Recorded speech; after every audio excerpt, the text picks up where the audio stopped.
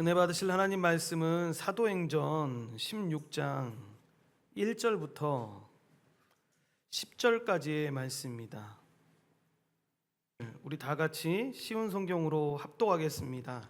바울이 더베를 방문하고 루스드라에 이르렀을 때 마침 디모데라는 젊은 제자가 그곳에 있었습니다. 디모데의 어머니는 유대인으로서 예수를 믿는 사람이었으나 아버지는 그리스인이었습니다. 디모데는 루스드라와 이고니온의 신자들에게 평판이 좋았습니다. 바울은 전도 여행에 디모데를 데려가고 싶었습니다. 그런데 디모데의 아버지가 그리스인이라는 것을 그 지방에 사는 모든 유대인이 알고 있었기 때문에 바울은 디모데에게 할례를 베풀었습니다. 바울과 그 일행은 여러 도시를 다니면서 예루살렘에 있는 사도들과 장로들이 정한 규정을 사람들에게 전하여 지키게 했습니다. 그리하여 교회들은 믿음이 더 든든해지고 날마다 그 수가 불어났습니다. 그들이 아시아 지방에서 복음 전하는 것을 성령께서 막으셨기 때문에 바울과 그 일행은 부르기아와 갈라디아 지방을 두루 다녔습니다. 그들은 무시아 지방 가까이 이르러 비두니아 그러나 예수님의 영이 허락하지를 않았습니다. 그래서 그들은 무시아를 지나서 드로아로 내려갔습니다. 바울은 밤에 어떤 마게도니아 사람이 바울 앞에 서서 마게도니아로 우리를 도와주십시오 라고 애원하는 환상을 보았습니다. 바울이 그 환상을 본 뒤에 우리는 하나님께서 우리를 부르셔서 마케도니아 사람들에게 복음을 전하게 하셨다고 확신하고는 즉시 마케도니아로 떠날 준비를 했습니다. 아멘.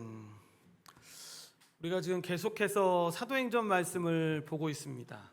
특별히 이 예루살렘 공의회가 결정한 내용, 그러니까 복음이 예수님이 말씀하신 대로 유대인들뿐만 아니라 이 복음이 세계 만방 곳곳에 퍼져나가기 시작하면서 여러 가지 문제들 가운데 중요한 본질적인 문제 하나가 생기게 됐습니다. 유대 예루살렘에 그저 있는 유대인들에게는 생기지 않았던 문제였는데 이방 지역에 들어가면서 유대인들이 거의 없는 지역에 복음이 전해지기 시작하면서 유대인들이 보기에 이해할 수 없는 현상 하나가 생겼던 겁니다. 그게 바로 이방인들이 할례를 받지 않고 유대인이 되지 않고 예수님을 믿게 된다라는 그 일들을 유대인들의 입장에서는 받아들이기가 힘들었습니다. 물론 10여 년 넘게 전에 고넬료의 일을 통해서 사도 베드로가 그렇지 않다, 우리에게 임했던 모든 것들이 할례 받지 않는 이방인들에게도 그렇게 임하고 있어 라고 설명을 했지만 여러분, 유대인들의 입장에서는 이 사실을 받아들이기가 굉장히 힘든 일이었습니다.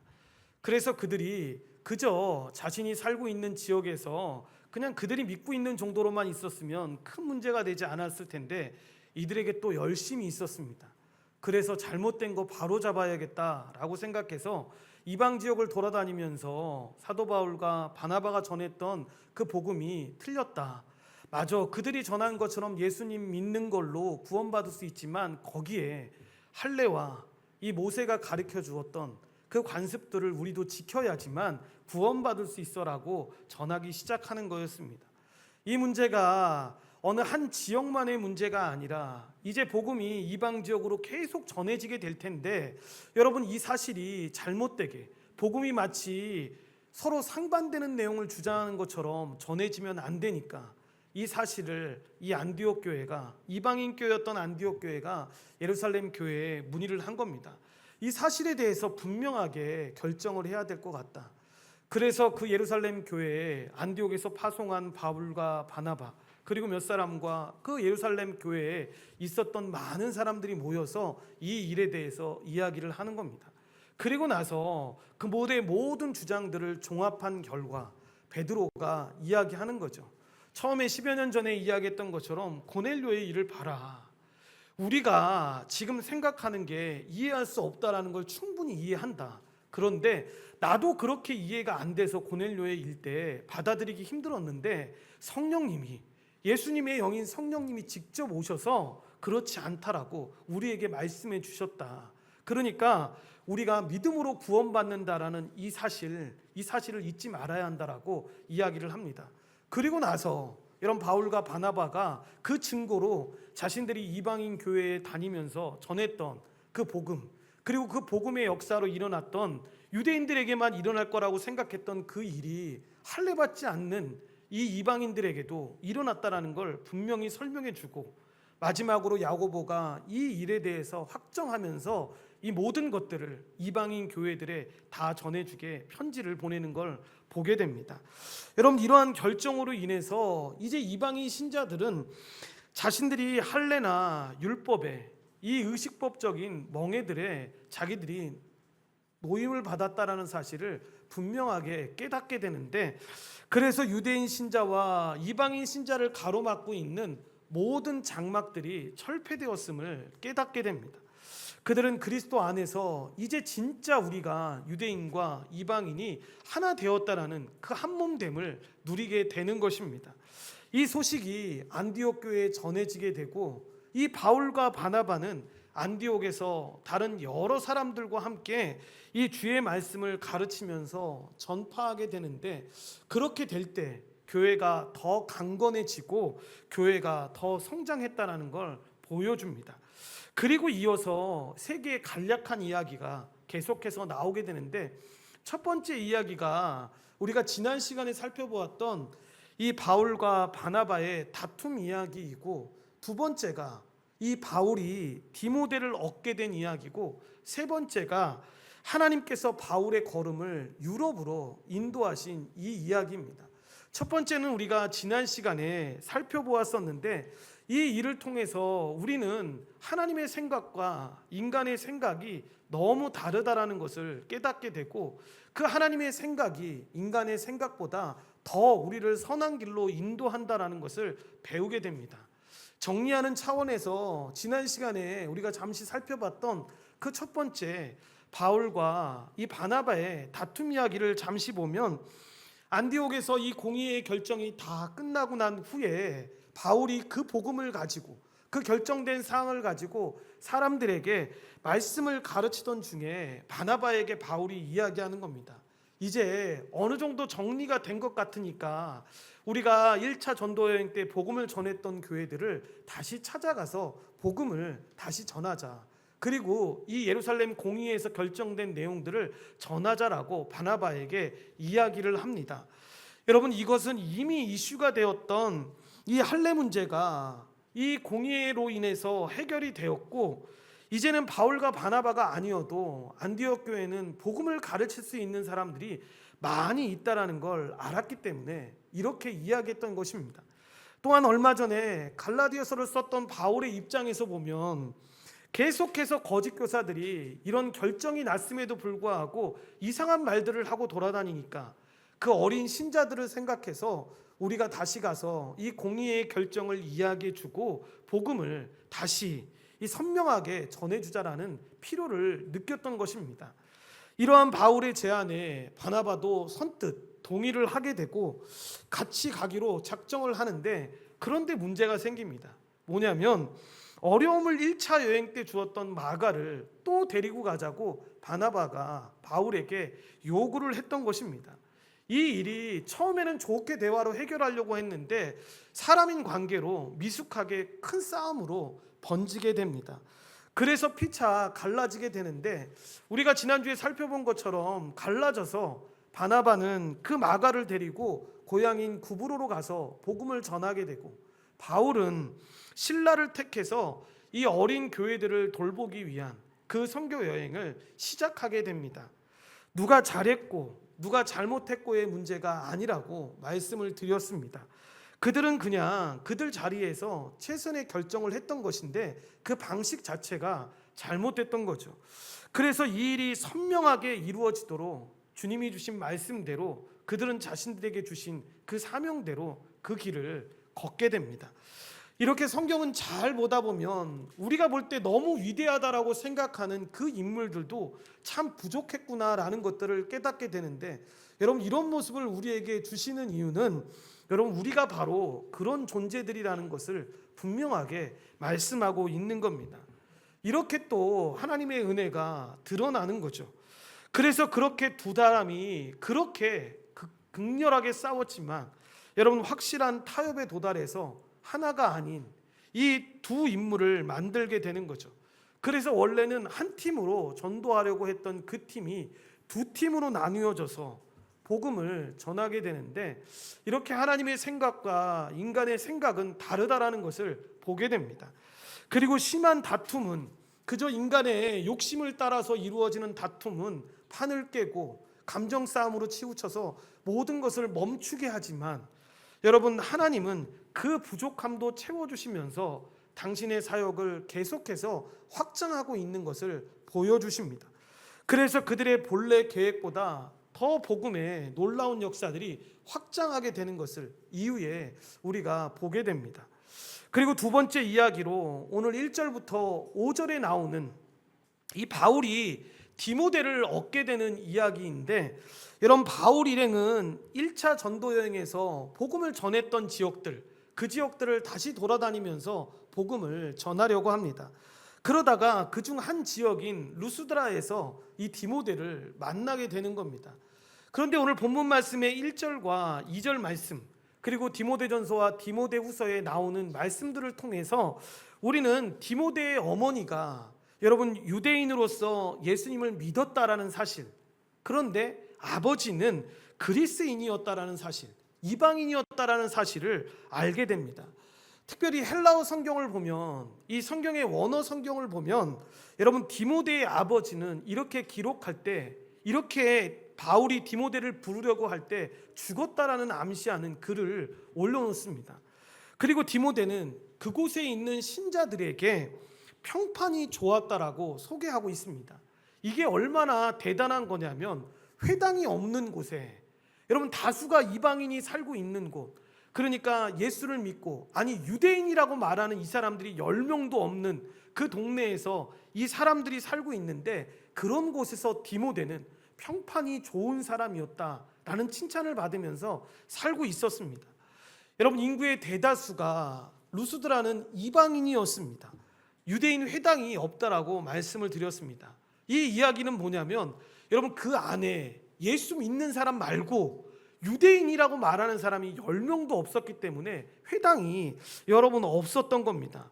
그러니까 숫자가 너무 적어서 여러분 이방인들만 있는 그곳에서, 여러분 루스드라 하면 생각나는 게 무엇입니까? 여러분 기억나는 게 있어야죠. 우리가 사도행전 14장에 루스드라가 나오지 않습니까? 전도 여행할 때 거기서 여러분 바울이 무슨 일을 했었습니까?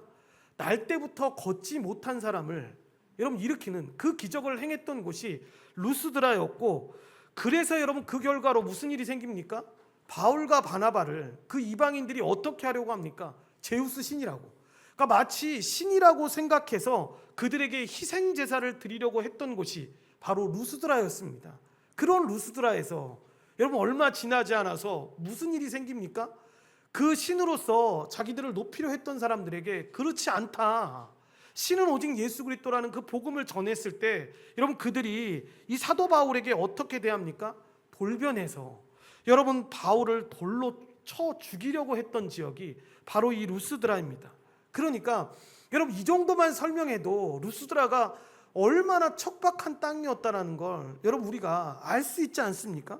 그런 곳에 소수의 그리스도인이 살고 있었던 것입니다. 돌맞아 죽을 것처럼 이 내버렸던 그런 척박한 땅에 신실한 성도로 이 디모데 가정이 그곳에서 살고 있었던 것입니다. 사람들의 눈에 볼 때는 돌에 맞아서 여러분 내쳐졌으니까 여러분 루스드라에서의 사역은 실패한 것처럼 비춰지지 않습니까? 마치 우리가 일반적으로 생각하는 것처럼 복음 한번 전했을 때 3,000명, 5,000명이 한꺼번에 돌아오고 놀라운 역사가 일어나면 저기는 성공한 것 같은데, 이 루스드라처럼 기껏 복음을 전했는데 결과적으로 사람들 눈에 보이는 모습은 바울이 돌에 맞아서 죽을 뻔한 그런 곳이지 않습니까? 그러니까 사람들 눈에는 여러분 그렇게 실패한 곳처럼 보일 수 있는 곳인데, 여러분 그곳이 어떤 곳으로 바뀌게 되는 겁니까? 바울의 일생에 있어서, 예수님의 사역을 하는 데 있어서 제일 중요한 동역자인 디모데가 그곳에서 자라고 있었던 것입니다. 그래서 이 장면이, 저는 이 말씀을 보면서 개인적으로 진짜 감명을 받았던 장면인데, 우리가 참 어리석어서 여러분 우리 눈에 보이는 게 다라고 생각을 합니다. 그런데 하나님은 우리가 생각하는 것과는 다른 일을 이렇게 하십니다. 그러니까 실패처럼 보이는 곳에서 제일 중요한 그 동역자가 여러분 자라나고 있었던 것입니다. 디모데를 제자라고 소개하고 있지 않습니까? 여러분, 제자라고 소개하는 건 예수님을 따르는 자다라고 의미하는 겁니다. 그래서 요즘은 신자들에게 제자라는 얘기를 할 때 이 의미를 아는 사람들은 되게 부담스러워했다고 합니다. 그래서 교회에서 제자반 이렇게 운영한다고 하면 어떤 분들은 저는 저기 반에는 못 갈 것 같다고. 왜 그러냐 그러니까 그 의미를 아예 몰랐으면 그냥 가서 그냥 성경 배우는 반이다 뭐 하고 가서 그냥 기쁘게 배우면 되는데, 그렇게 그냥 의미를 아는 사람들의 입장에서 보면 예수님을 따르는 자? 나는 그럴 수는 없는데. 그냥 이 땅에서는 예수님을 믿을 수는 있어도 예수님을 따라가는 예수님의 제자처럼 살아가야 된다고? 나는 그렇게 못 살아. 그런데 여러분, 신자가 다 제자 아닙니까?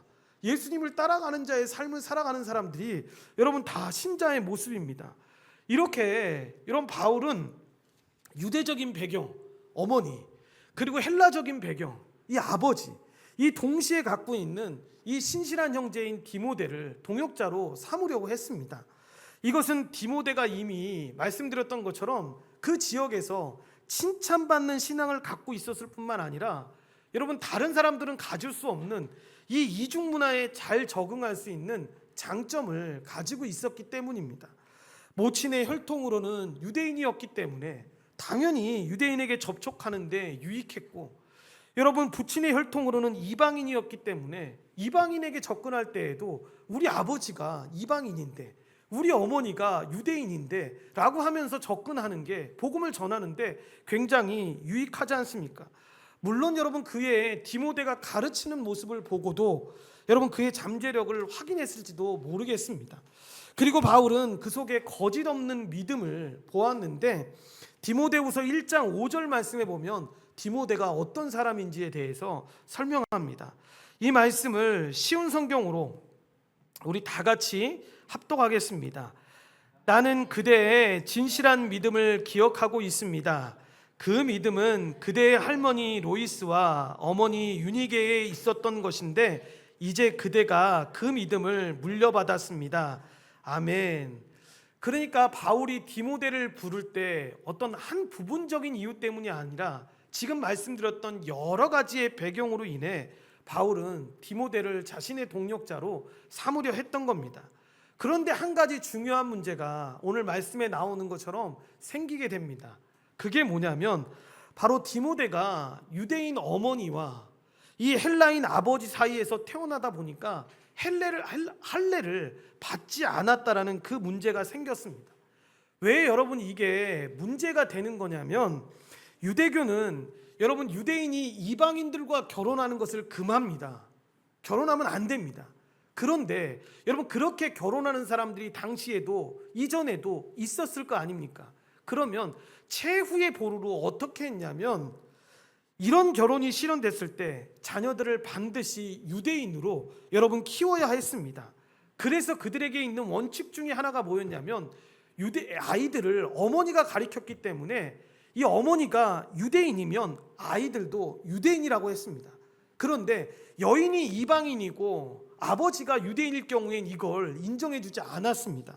이만큼 여러분 아이들을 가리키고 유대인으로 키우는 것 자체를 유대인들이 보기에는 굉장히 중요하게 생각했는데, 그러니까 그럼에도 불구하고 디모데가 10대가 넘은 나이인데도 불구하고 이 할례를 받지 않았다라는 건 뭘 이야기하는 거겠습니까? 그에 대한 당시 법적인 권리를 가지고 있었던, 죽었지만 이 이방인이었던 헬라인 아버지가 반대했기 때문에 받지 않았던 것입니다. 그래도 다행인 건 뭐냐면, 이 사도행전엔 나오지 않지만 디모데후서에 보면 뭐가 나오냐면, 이 디모데가 아주 어릴 적부터 이 회당에 가서 유대인 아이들처럼 성경 교육을 받았다라는 걸 분명하게 이야기합니다.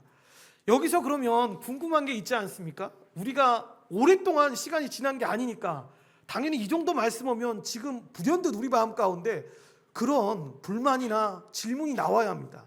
뭐냐면, 디모데가 여태까지 받지 않았던 이 할례를 왜 이 시점에서 받아야 되는지. 우리가 지난 시간만 해도 예루살렘 공의회가 유대인이든 이방인이든 모두 다 믿음으로 구원에 이른다고 배웠는데, 그러니까 할례와 율법을 통해서 구원을 받는 것이 아니다라고 공표했는데, 그 편지를 가지고 다니는 사도 바울이 여러분이 할례를 행하려고 했으니까, 그리고 이게 문제가 된다라고 했으니까 왜 이게 문제가 되는 겁니까? 라는 질문이 여러분 우리한테 있어야죠. 여러분 그 이유가 말씀에 나오는 겁니다. 무엇보다도 디모데를 잘 아는 유대인들 때문에 받아야 한다라는 이야기가 나오는데, 누가는 이 사람들이 그리스도인이 아니라고 이야기를 합니다. 디모데를 아는 유대인들은 3절에 나오는 것처럼 그의 어머니가 유대인이며 아버지가 헬라인이라는 사실을 알고 있었습니다. 여러분 당시 유대인들은 어떤 생각이 있었냐면, 어머니가 유대인인데 아이가 할례를 받지 않는, 그러니까 디모데와 같은 경우를 뭐라고 표현했냐면 언약을 배신한 변절자라고 간주를 했습니다. 그러니까 이미 그렇게 결정이 났다 하더라도 여러분 믿지 않고 있는 유대인들의 입장에서 보면 디모데가 분명히 엄마가 유대인인 걸 알고 있는데 할례를 받지 않았다? 그러면 하나님께서 우리에게 허락해 주신, 우리에게 약속하신 그 언약을 변절한 사람이다 라고 생각해서 아예 상종조차를 안 했습니다. 그러니까 복음을 전하려면 그들과 같이 있어야 되고 함께 해야 되는데 불구하고 여러분 복음을 전할 수 있는 기회 자체가 아예 차단되는 것입니다. 그러니까 만약에 디모데의 입장에서 이방인들에게만 복음을 전하려고 한다면 여러분 할례를 굳이 받을 필요가 없습니다. 그런데 여러분 디모데의 입장에서 지금 남아있는 그 유대인들에게 복음을 전하려고 한다면 반드시 할례를 받아야 했던 것입니다. 만약에 할례를 받지 않으면 당연히 여러분 나라를 변절한 것처럼, 여러분 나라보다 더 중요하게 생각하는 게 하나님을 믿는 것이다라고 생각하는 유대인들에게 여러분 그렇게 상종하지 말라고 했는데 어떻게 다가가서 여러분 복음을 전할 수가 있었겠습니까? 그래서 디모데가 여러분 그 할례를 받았던 것인데, 그러니까 교회 멤버십을 위해서, 교회의 가족이 되기 위해서 할례를 받을 필요는 없었지만 사역을 위해서는 이 할례가 필요했던 것입니다. 만일 디모데의 어머니도 그래서 이방인이었다면 당연히 디모데도 할례 받을 필요가 없는 겁니다. 바울 역시 할례 받지 말라라고 이야기했을 것입니다. 그러니까 이 말씀 보면서 여러분 그런 생각이 간혹 가다가 드시는 분들이 있습니다. 사도 바울이 이랬다 저랬다 한다고, 이상한 사람이라고, 이렇게 결정받아 놓고 나서 이렇게 한다고 라고 이야기들을 합니다. 실제로 그렇지 않죠. 뒤에 보면 여러분 이방인 사역자가 할 수 있는 사역에 이 할례가 어떤 영향을 미치지 않았기 때문인데, 그러니까 순수 이방인이었던 디도라는 사람에게는 할례를 받지 말라고 사도 바울이 분명하게 이야기를 합니다. 갈라디아서 2장 3절 말씀에 이 내용이 나오는데 쉬운 성경으로 합독하겠습니다. 나와 함께 있던 디도는 비록 그리스 사람이지만 나는 그에게 억지로 할례를 베풀지는 않았습니다. 아멘. 그러니까 아예 이방인인 경우 같은 경우에는 유대인들도 이해를 하기 때문에 할례를 받을 필요가 없는 겁니다. 그렇게 결정이 됐으니까. 그런데 반유대인인 디모데의 경우는 달랐다는 걸 분명히 기억해야 합니다. 그래서 할례를 받지 않으면 그가 할 수 있는 사역이 제한을 받게 되니까 어려움이 없도록 이 할례를 받아서 사역을 잘할 수 있게끔 사도 바울이 그를 인도했던 것입니다. 그러니까 이 그리스도를 통해 얻는 구원과 전혀 이 할례 받는 것과 연관이 없다라는 것을 누구보다 잘 알고 있었기 때문에 신학적인 차원이 아니라 여러분 실용적인 차원에서 이렇게 할례를 받게 한 것입니다. 그래서 실제로 여러분 예루살렘 공의회의 결정이 났지 않습니까? 이방인이든 유대인이든 이 할례를 받지 않아도 돼라고 결정이 났지 않습니까? 그런데 그 이후에도 유대인들은 여러분 대부분의 사람들이 할례를 다 받았습니다. 그러니까 할례를 받는 것 자체를 문제를 삼았던 게 아닙니다. 그런데 이들 가운데 또 거짓 교사처럼 그렇게 말하는 사람들이 있을 수 있지 않습니까? 야, 할례 받아야지만 구원받을 수 있어 라고 하는 사람들에게만 바르게 정정을 한 거죠. 그렇지 않아. 그래, 그 언약을 확인하기 위해서 할례를 받는 거 사도들도 반대하지 않는다. 그래서 실제로 그 이후에도 할례를 많이 받게 됩니다. 그런데 그걸 갖고 그렇게 해야지만 구원받아 라고 이야기하면 그 공의의 결정을 가지고 그렇지 않다, 할례를 받지 않아도 유대인이든 이방인이든 구원을 받아라고 이야기를 하는 겁니다.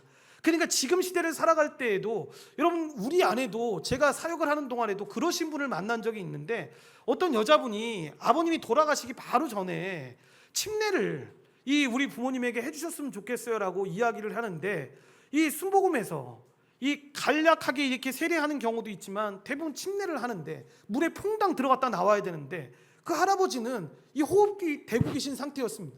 있을 수가 없는 거죠.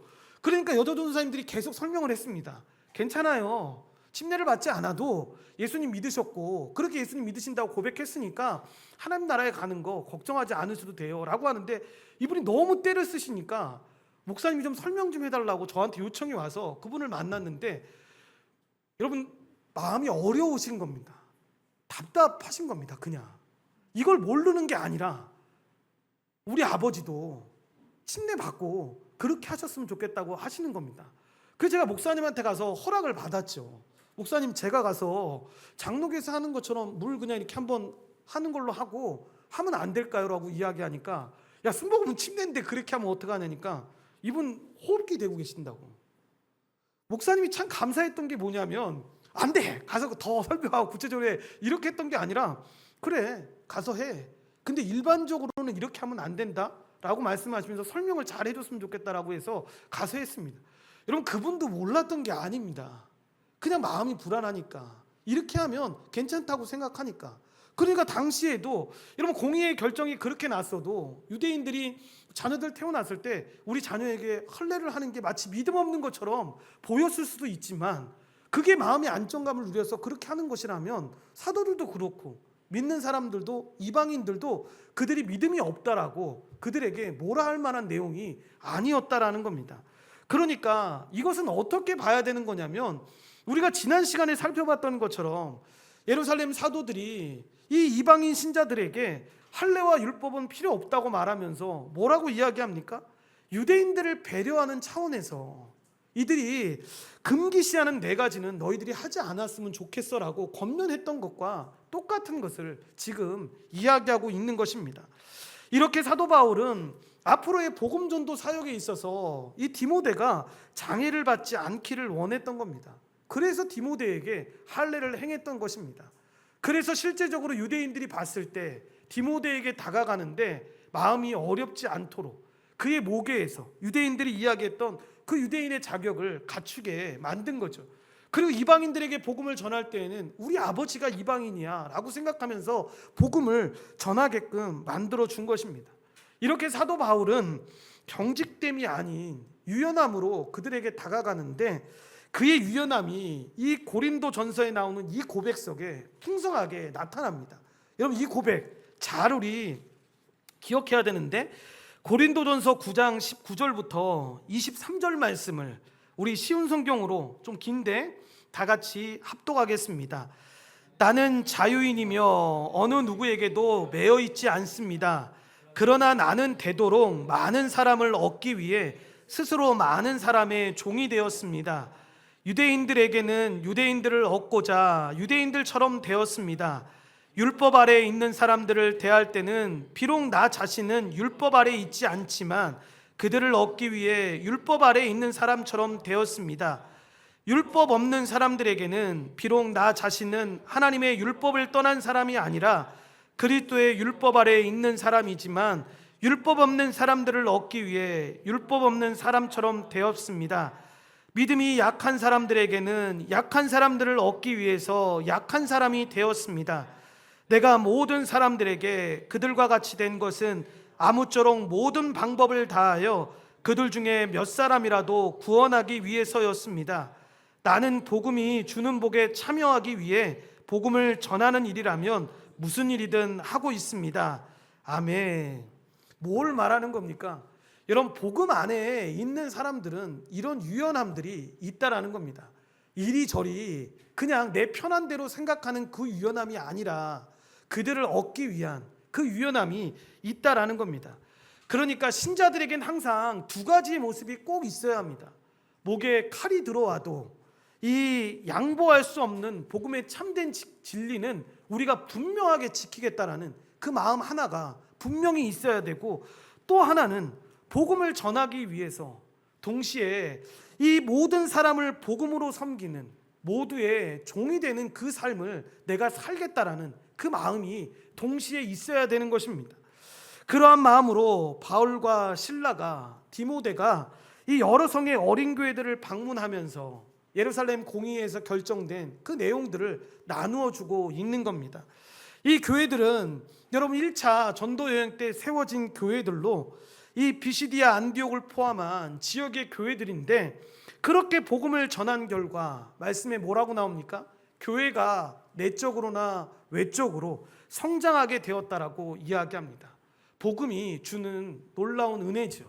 그러니까 복음이 바르게 전해졌을 때 믿음이 더 굳건해지고 외적으로는 수가 날마다 늘어나게 되는 것을 경험하게 되는 거죠. 여러분, 이것은 이방인들이 할례를 받아야 하고 율법을 지켜야 한다라는 갈등이 성공적으로 잘 해소되었다라는 것을 보여주는 한 모습이기도 합니다. 한 몸이 되었다라는 걸 분명하게 설명하는 거죠. 이렇게 하나님의 생각은 사람의 생각과 다르다라는 것을 보여주는데, 바울과 바나바의 다툼은 이 바울을 육로로 행하게 함으로써 동역자였던 그 마가를 대신할 아들인 그 디모데를 얻게 하는 놀라운 일을 경험하게 됩니다. 그리고 세 번째 이야기로 6절부터 10절까지의 이야기인데, 복음으로 유럽의 문을 열어주신 일입니다. 여러분, 사도 바울이 15장 후반부에 나오는 것처럼 1차 전도에 세워진 그 교회들을 돌아보려고 했습니다. 그리고 좀 더 서쪽으로 가서 아시아 지방으로 가려고 사도 바울은 마음을 먹고 있었습니다. 그런데 성령께서 어떻게 하십니까? 사도 바울의 그 일행들이 아시아에서 말씀을 전하지 못하게 막으시는 것을 보게 됩니다. 여러분, 이것이 환상이었는지 아니면 구체적인 어떤 장애물이 있었는지 지시가 있었는지는 정확히 알 수 없습니다. 그런데 분명히 알 수 있는 건 성령이 그들의 걸음을 멈추게 하셨다라는 겁니다. 그래서 바울 일행은 돌이켜서 어떻게 합니까? 부르기아와 갈라디아 땅을 지나 북쪽 비두니아 주로 향했다라고 이야기하는데, 놀라운 건 이번에도 여러분 예수의 영이, 그러니까 성령이 그 길조차도 허락하지 않았다라는 걸 이 말씀을 통해서 우리는 보게 됩니다. 성령을 예수의 영이라고 지금 표현하고 있는데, 여러분 이 지시가 예수님의 말씀이었다라는 걸 지금 보여주는 장면인데, 예수님의 영은 곧 성령을 가리킵니다.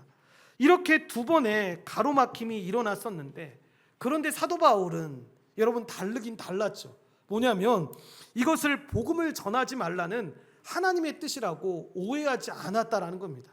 여러분, 예수 믿으면서 정말 답답하고 정말 마음이 어려운 그런 사람의 모습이 어떤 모습이냐면, 하나님이 길이 아니라고 생각해서 막으실 때 여러분 그 일이 여러분 나의 욕심이나 나의 뜻을 위한 길이 아니라 성경에 나와 있는, 분명하게 우리가 여러분 물어보지 않아도 하나님의 길이라는 걸 분명히 알고 있다면 그 길을 막을 때에는 여러분 어떻게 하라는 것입니까? 그 일을 하기는 하는데 다른 길로 하라는 것을 이야기하는 건데, 여러분 대부분의 사람들은 어떻게 표현하냐면, 믿음이 없을 때 대부분의 나타나는 현상이 뭡니까? 아유, 전도하지 말라는 건가 보다, 말씀을 전하지 말라는 건가 보다 라고 생각을 하는 거죠. 제가 이게 참 웃긴 얘기긴 했는데, 청년들하고 복음을 전하러 갈 때 아주 독특한 영혼을 가진 한 청년이 있었습니다. 이해하고 제가 대화를 할 때마다 굉장히 마음이 어려웠던 것 중에 하나가 뭐냐면, 우리가 하나님의 이 복음의 은혜를, 풍성한 은혜들을 받았는데 이 복음의 은혜들을 정말 우리가 사랑하는 사람들한테 복음을 전하면서 살아야 되지 않겠냐. 그러니까 일정한 시간을 정하든 우리의 마음에 들어서 정말 이렇게 마음을 품고 기도하면서 나아가야겠어 라고 이야기했습니다. 그 얘가 기도를 했답니다. 그래서 항상 생각했던 게 뭐냐면, 무슨 날, 무슨 시간이 항상 자기한테 좋은 시간이니까 복음을 전해야겠다고 생각했는데, 이게 참 애꿎게 2주 동안 그렇게 복음을 전하려고 하는 그 시간에 비가 온 겁니다. 그래가지고 2주 정도 지나고 나서 입이 대짝만큼 나와가지고 저한테 온 겁니다. 하나님이 제가 복음 전하는 걸 원하지 않으신다고. 그 제가 와서 이게 무슨 생뚱맞는 소리냐고 그 아이한테 물어보니까 하는 얘기가 뭐냐면, 복음을 전하려고 했는데 2주 동안 비가 왔다고. 그럼 제가 무슨 얘기를 했겠습니까? 제가 예전에는 굉장히 가격했는데 지금도 가격하긴 하지만, 그때 막 속으로는 욕이 막 나왔는데 욕이 안 나오고 뭐라고 얘기했냐면, 우산 쓰고 가면 되지 임마.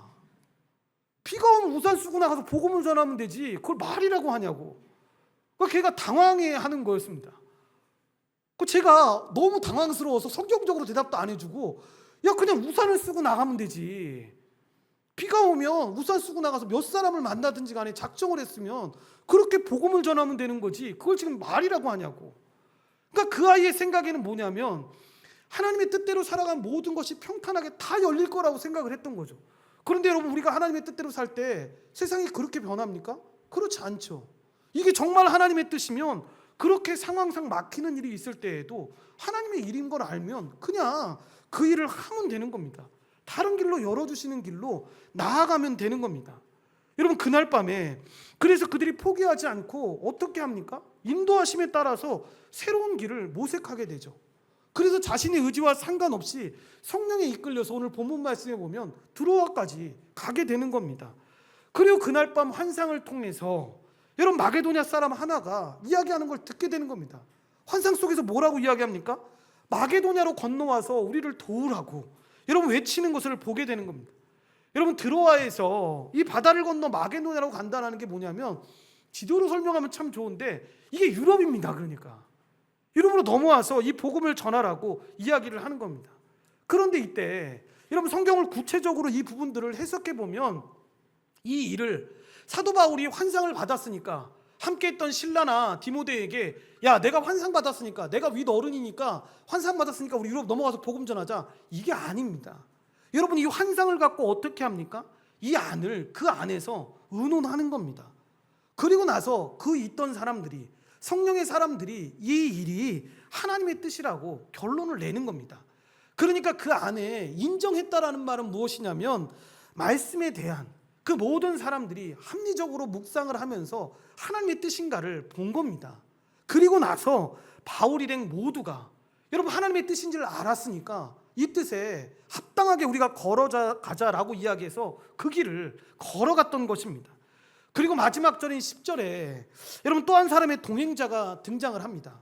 그러니까 사도행전을 보다가 여러분 네 부분 정도 특이한 부분에 나오는 단어가 뭐냐면, 이 우리라는 이 본문 단어가 나오는데, 이 본문은 뭐냐면, 이 자세히 읽게 하면서 이 부분은 나오지 않는데, 이 본문은 뭘 뜻하는 거냐면 사도행전의 저자인 누가가 그 자리에 지금 있고 있다는 걸 설명하고 있는 겁니다.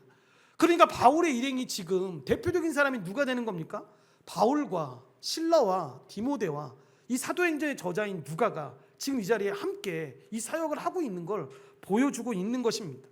그렇게 해서 여러분, 우리가 잘 알고 있는 이 복음이 팔레스타인과 시리아와 이 소아시아에만 머물러 있지 않고 유럽으로 넘어가게 되는 거죠.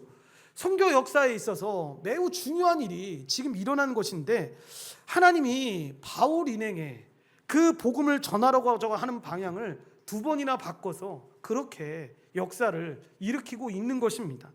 이렇게 하나님은 그분의 뜻과 계획대로 이 역사들을 이끌어 가시는데, 이 말씀을 통해서 우리가 깨닫는 중요한 사실은 다른 게 아닙니다. 성령이 여러분 우리가 원하는 곳이 아니라 하나님이 원하시는 곳으로 우리의 발걸음을 인도하신다라는 겁니다. 이 부분을 믿는 사람들이 착각하면 안 됩니다.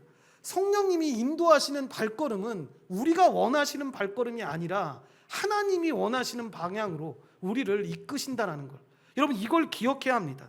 그래서 필요하다면 여러분 우리가 가고 있는 길이 잘못돼서가 아니라 하나님의 뜻대로 살아가야 되는 사람들의 모습이니까 그 길을 가로막을 수도 있는 것이고 다른 길로 가게 하시는 것입니다.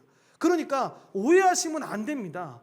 아시아로 가는 길을 막았으니까 아시아 사람들은 싫어했고 하나님이 유럽 사람들만 좋아했어, 이게 아니라 그때 하나님의 그 역사는 유럽을 통해서 전하시기를 원하셨던 겁니다. 그래서 그 역사가 그렇게 일했던 겁니다. 그러니까 우리가 하나님의 뜻이 우리의 삶 가운데 이루게 해주십시오라고 기도하는 건 뭐냐면, 성령의 음성에 귀 기울이면서 하나님의 말씀을 통해서 분명하게 보여주시는 그 말씀대로 걸어가는 삶을 이야기하는 것입니다. 그렇게 말씀을 보고 기도하면서 여러분 우리의 삶에 그 길을 인도받고 나아가야 합니다. 그리고 바울이 이 나아가야 될 방향을 결정했을 때 혼자 따로 결정한 것이 아니라 말씀드렸던 것처럼 성령의 인도하심을 받아서 이 팀원들과 함께 상의했음을 기억해야 합니다.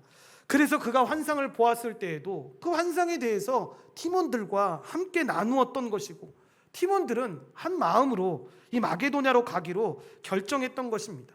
이렇게 유럽에 복음이 전해지는 역사가 일어나게 된 것인데, 교회가 함께 결정한 것으로 이렇게 홀로 사역하는 것보다 여러 명이 함께하면 여러분 몇 배의 큰 효과가 나타나게 됩니다. 이렇게 하나님은 교회를 통해서 함께 일하신다라는 걸 잊지 말아야 합니다.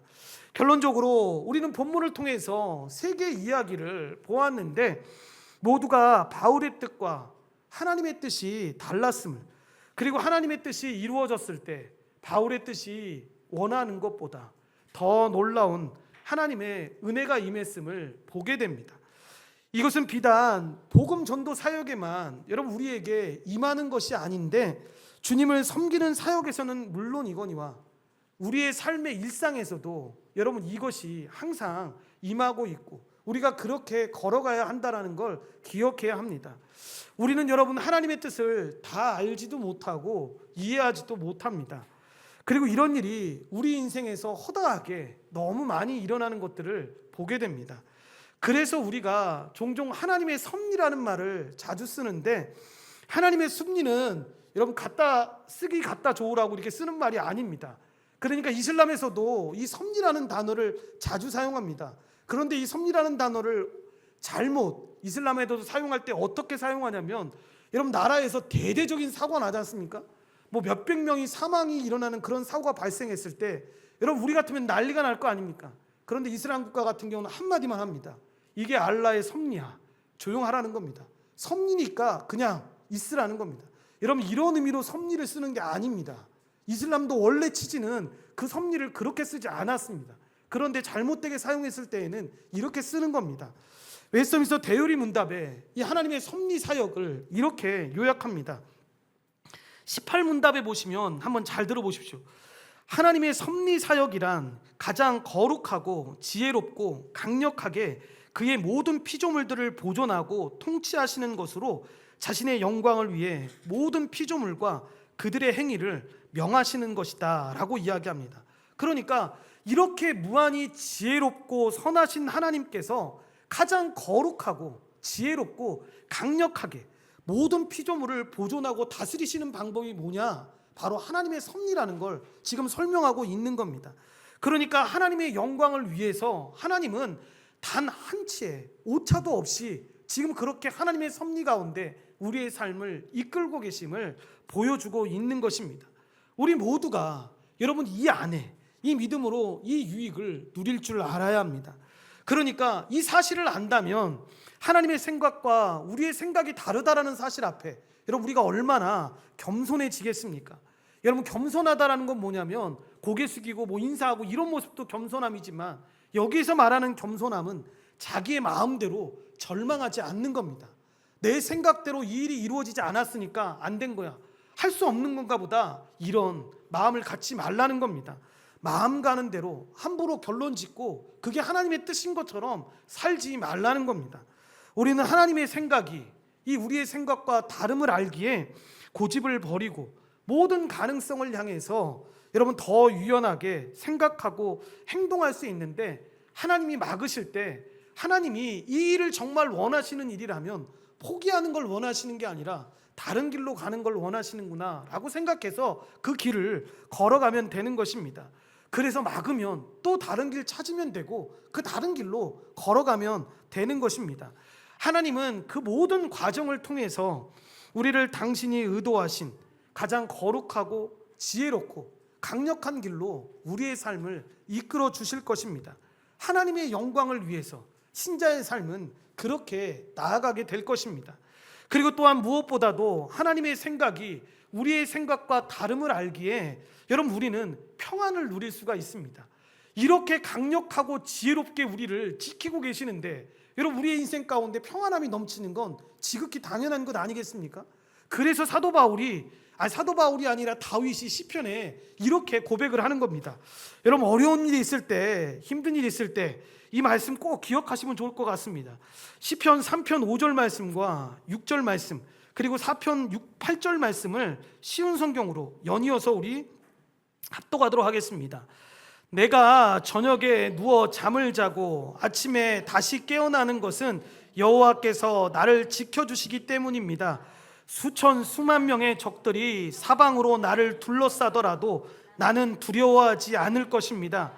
내가 평안히 누워 잠을 자니 나를 이렇게 안전하게 돌아보아 주시는 분은 오직 여호와뿐이십니다. 아멘. 여러분, 이렇게 우리를 지키고 계시는데, 여러분, 우리가 당연히 평안하게 이 땅을 살아가는 것이 너무 당연하지 않습니까? 그러니까 저는 여러분 간혹 가다가 청년들이 질문할 때가 있습니다. 목사님, 제가 하나님의 말씀을 보고 하나님의 뜻을 구하면서 살아가고 있는데 하나님이 저한테 신호를 주실 때가 있습니다. 그리고 이 신호가 일반적으로 어떤 두 가지의 길을 선택하거나 잘못된 길이 아닌 길을 선택할 때 하나님이 마음속에 이렇게 주실 때, 그리고 같이 믿음의 사람들이 함께 기도하면서 의견을 물어봤는데 이렇게 주실 때 어떻게 해야 됩니까? 라고 이야기하면 여러분, 주저하지 말고 그냥 걸어가라고. 누가 뭐라고 해도, 세상이 뭐라고 이야기해도 그것이 하나님의 말씀이 주시는 것이라면 한 걸음 한 걸음씩 걸어가라고. 여러분, 이렇게 한 걸음 한 걸음씩 걸음을 걷다 보면 우리가 상상하지 못한 결과를 얻게 되는 이 사도 바울과 이들의 일행의 모습처럼 우리의 삶 가운데도 그런 은혜가 임하게 될 것입니다.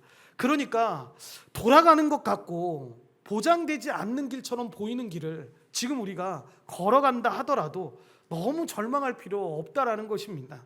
오늘 예기치 못한 길을, 지금 여러분이 보는 것처럼 너무나 영광스러운 길을 선택했던 이 바울과 실라의 이 삶처럼 하나님이 우리의 인생을 그렇게 펼쳐주시고 기대하고 그렇게 살아갈 수 있게끔 인도하신다는 걸 바라봤으면 좋겠습니다.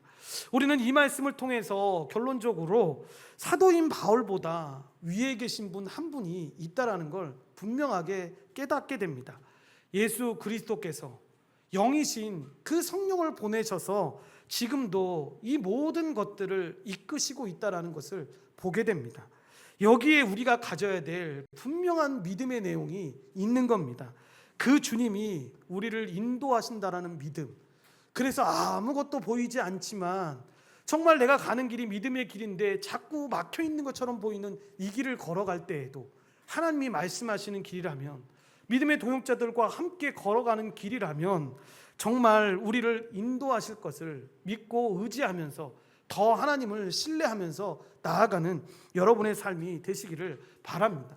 결국 하나님이 이 모든 것을 다 하신다라는 것을 믿는 믿음, 그 믿음을 가지고 오늘도, 그리고 주님 오실 그날까지 그 믿음으로 살아가시는 우리 모두가 되기를 간절히 축원드립니다. 기도하시겠습니다. 하나님, 감사합니다. 하나님의 은혜 가운데 주의 백성들을 불러주시고 인도하여 주셔서 하나님이 우리의 생각보다 더 지혜롭고 더 강력하게 우리의 길을 인도하심을 우리가 잘 알고 있지만, 실제 우리의 삶에서 어려운 일을 당하거나 여러 가지 일들을 당할 때 우리의 뜻이 하나님의 뜻인 것처럼 살아갈 때가 있습니다. 하나님, 이 하나님의 섭리를 분명하게 기억해서 그 하나님의 뜻대로 오늘도, 아니 주님 오시는 그날까지 그렇게 믿음으로 살아갈 수 있는 신자의 삶이 되어질 수 있도록 주님이 우리를 축복하시고 인도하여 주시옵소서. 모든 걸 주님께 감사드리오며 예수님의 이름으로 기도드리옵나이다. 아멘.